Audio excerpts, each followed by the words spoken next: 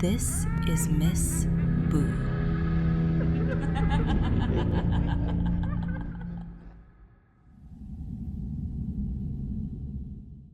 I went back to my childhood home after it was finally sold. I just wanted to see it one last time before the new owners moved in. Everything looked smaller than I remembered. Lower ceilings, tighter rooms, like the house had shrunk somehow. I was walking through the living room when I noticed something off about the floor. One of the wooden panels near the center looked newer than the rest. That didn't make sense. We never renovated this house. I pressed my foot against it, and it shifted. I crouched down and pried it open with my fingers. Underneath, there was a hollow space and a ladder leading down. I just stared at it for a while, trying to remember if this was always here. It wasn't. I would have known, but something about it felt familiar, like I'd seen it before, just not awake. I grabbed my phone light and climbed down. The air changed immediately. It was colder, damp, the kind of cold that sticks to your skin. The space wasn't big, just a narrow corridor made of rough concrete walls. But it went further than it should have, much further. I kept walking, and after maybe 30 seconds, I saw something at the end. A chair, old, wooden, and above it, scratched into the wall, were marks, lines, hundreds of them, like someone had been counting. That's when I noticed something else. The lines weren't random. They were grouped in sets of years. I stepped closer and my stomach dropped. The last group wasn't finished yet. There were only 27 marks. That's my age. I just stood there, staring at them, trying to process it. And then something clicked. These weren't just random lines. They were being added, one each year. I ran my fingers over the wall, counting backwards.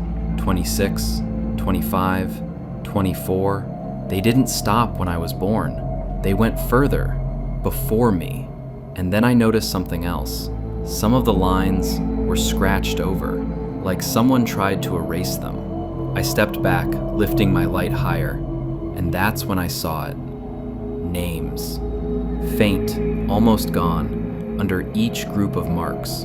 Different names. Not mine, except the last one. It wasn't fully written yet, but I could see the first few letters. My name.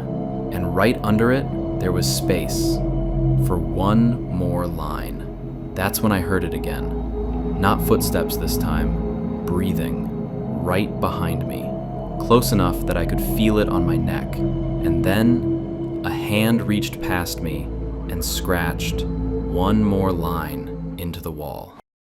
Ever since I was a kid, I knew something was wrong with my family. Every eldest child on my father's side dies on their 21st birthday, not peacefully. My great-grandmother fell off a mountain. My uncle crashed into a semi 1 minute after midnight. It doesn't matter how, it just happens.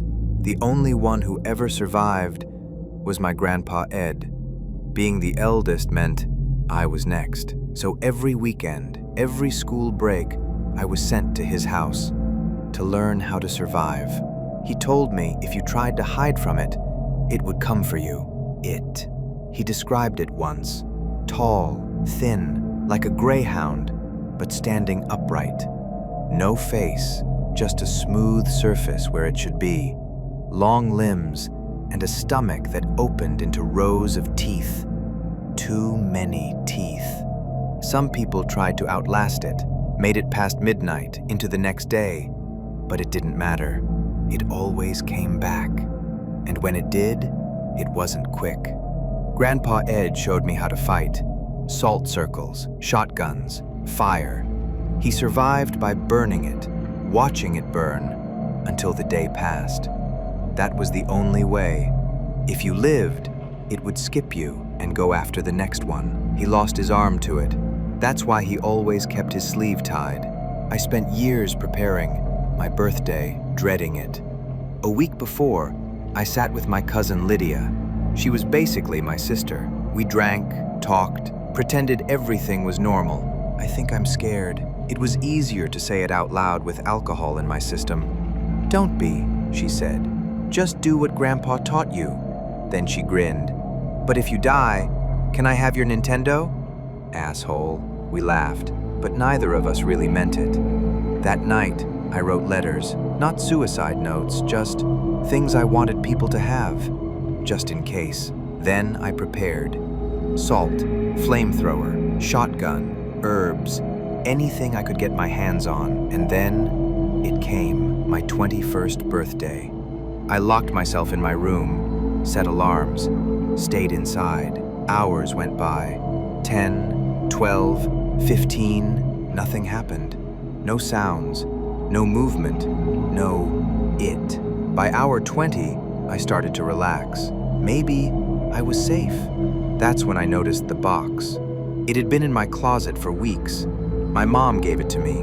I never opened it. I pulled it out, sat on the floor, and opened it. Letters, dozens of them, love letters.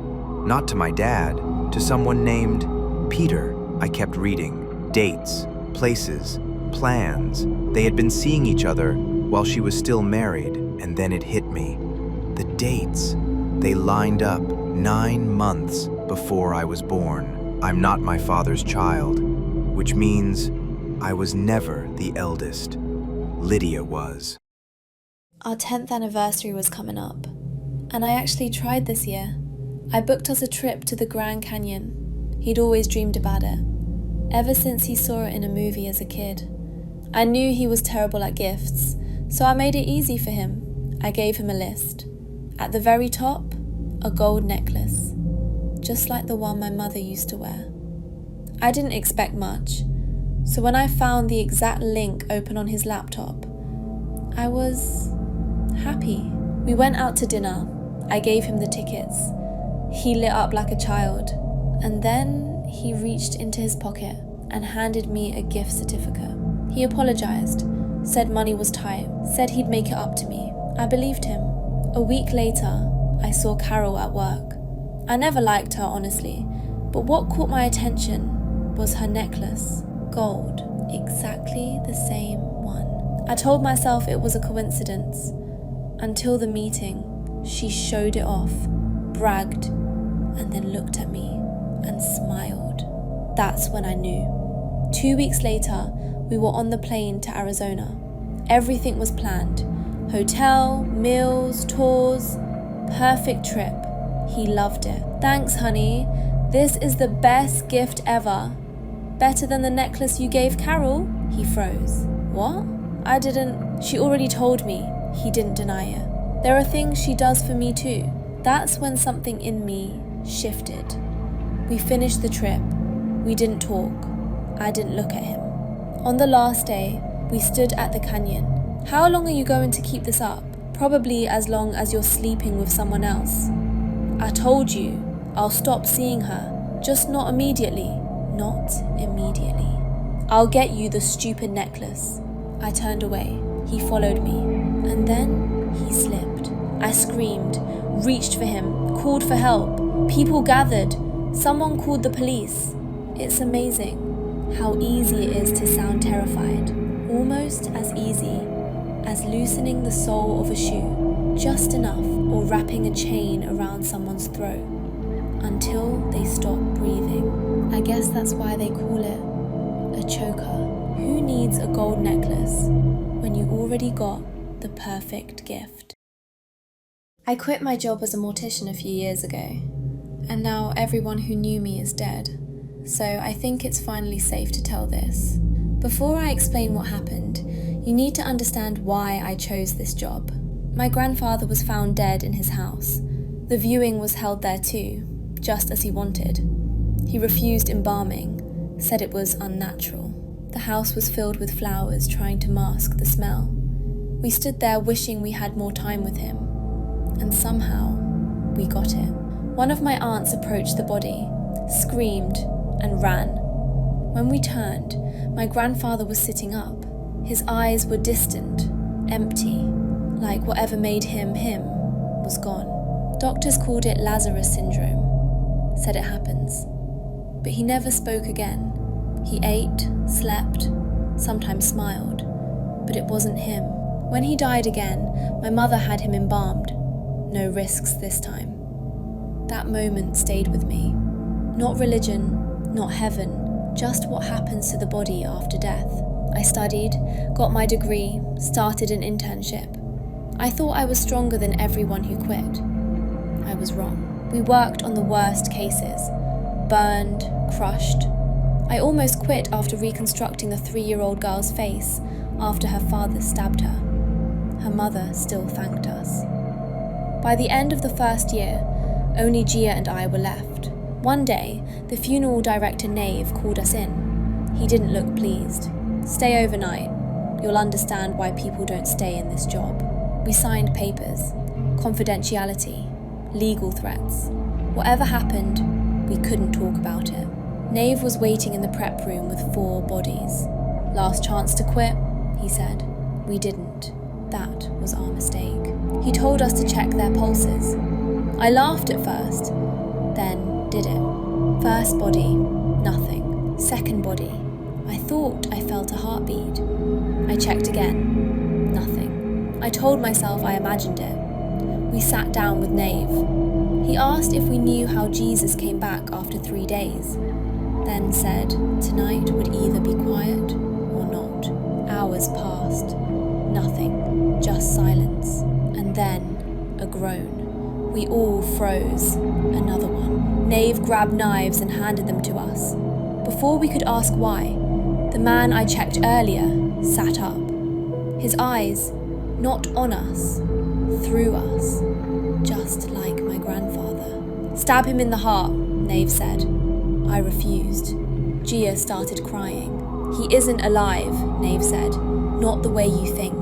I don't know why I listened, but I walked toward him. He looked at me and smiled, then looked away.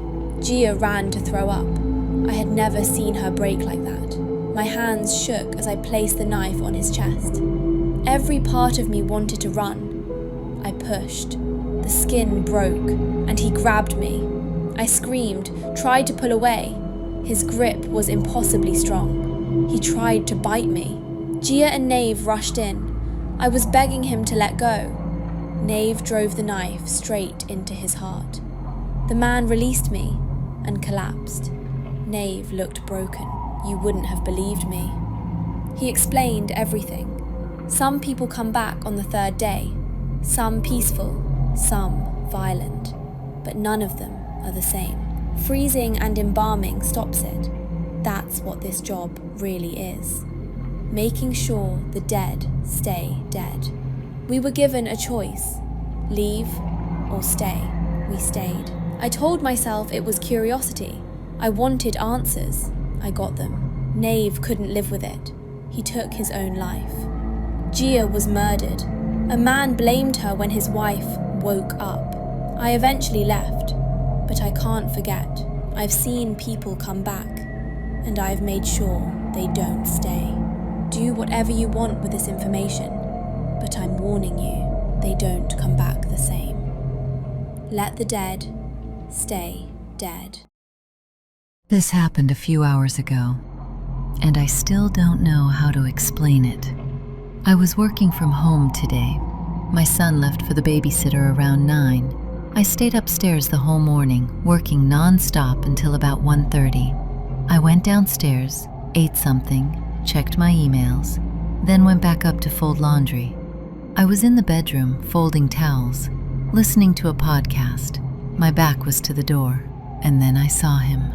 My husband walked in. He didn't say anything, just walked past the foot of the bed and into the bathroom. Totally normal. He does that all the time. I even remember thinking I'd ask him to put the basket away for me. Right then, my phone rang. A friend. I picked up. We talked for a few minutes, and then something felt off. It had been a while. Too long. He never came out of the bathroom. So I walked in. He wasn't there. The bathroom was empty. I checked the hallway. Nothing. Then I went downstairs. He was on the treadmill. He had been there the entire time. He said he hadn't been upstairs at all. Not once. And the clothes? When I saw him in the bedroom, he was wearing a blue tank top and gray pants.